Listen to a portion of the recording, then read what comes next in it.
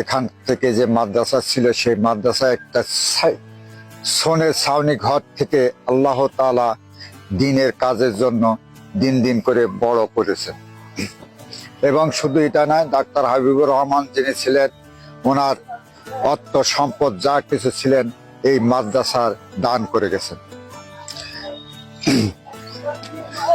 শুধু তাই নয়, উনি যিনি এখন বর্তমান প্রিন্সিপাল সাহেব আছেন, উনি যখন চাকরির জন্য এখানে আসেন তখন উনি ডাক্তার হাবিবুর রহমান ওনার হাতে চাবিটা সোপর্দ করেন, কিন্তু উনি সেই চাবি ফেরত দিতে গেলে বোঝা আমি এই চাবি আর কখনো ফেরত নেব না, এটা আল্লাহ রাসূলের ঘর, এটার থেকে যদি আপনার চালাবেন না বন্ধ করতে হবেন সেটা আপনার ব্যাপার, আমার না।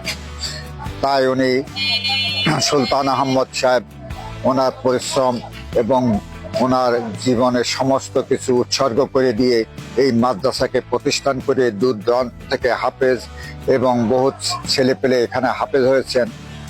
এখানে থাকতেন হাফেজ মনিরুজ্জামান মনির। উনি অনেক ছাত্র এখান থেকে হাফেজ পাশ করার পরেও আমার একটি সন্তান এখানে হাফেজি হয়ে এখন কুষ্টিয়া আলেম মাদ্রাসায় পড়ছে এবং আমার দুইটি নাতি ছেলেও এখানে পড়াশোনা করে। আমি 2023 সালের শেষের দিকে এই মাদ্রাসাতে এনটিআরসি কর্তৃক সুপারিশ প্রাপ্ত হয়ে এই মাদ্রাসায় যোগদান করি। যোগদানের পরপরই আমি এখানে দেখতে পাই যে মাদ্রাসার প্রত্যেকটা আধুনিক শিক্ষার যে উপকরণগুলো থাকা আবশ্যিক সেগুলো আমরা পাই। Digital classroom, digital computer lab, digital মেলায় যে অংশগ্রহণ করার জন্য যে তদারকিগুলো করার দরকার সেগুলো করা হয়। পাশাপাশি ছাত্রছাত্রীদেরকে আমরা বিজ্ঞান শিক্ষায় আধুনিক বিজ্ঞানের সাথে পরিচয় করা দেওয়ার জন্য সচেষ্ট থাকি।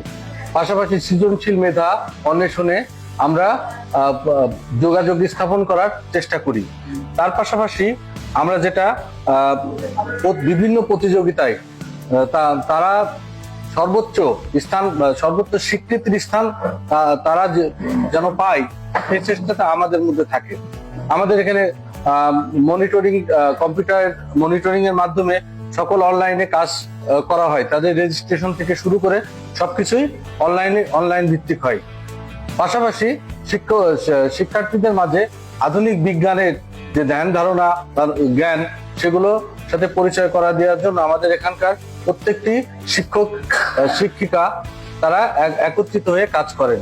পাশাপাশি আমাদের ছাত্রছাত্রীরা যেন ভবিষ্যৎ প্রজন্মে তারা যেন স্মার্ট বাংলাদেশ গঠনে সর্বোচ্চ ভূমিকা পালন করে সে বিষয়ে আমাদের সর্বোচ্চ নজর থাকে। বর্তমানে মাদ্রাসার কলেবর আরো বৃদ্ধি পেয়েছে।